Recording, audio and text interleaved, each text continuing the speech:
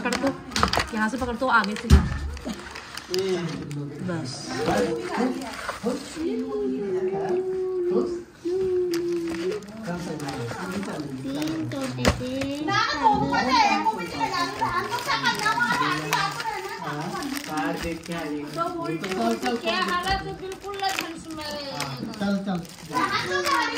अरे ले आओ, घुमा के लेके आना उनके पास।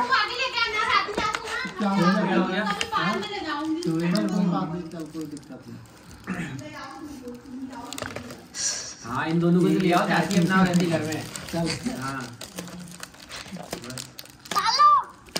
चाची जब अपना रहती है खाना ना बनाती।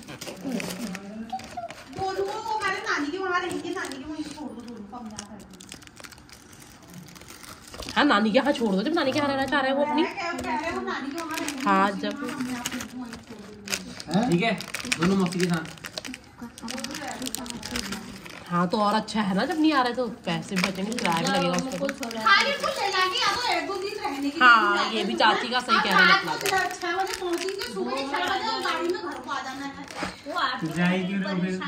हमारा तो ज्यादा जरूरी है, मेरे टाइम बदल के खबर लेने जा रहे हैं, कोई शुभ काम आ रहे हैं तो इनको 1-2 दिन वहाँ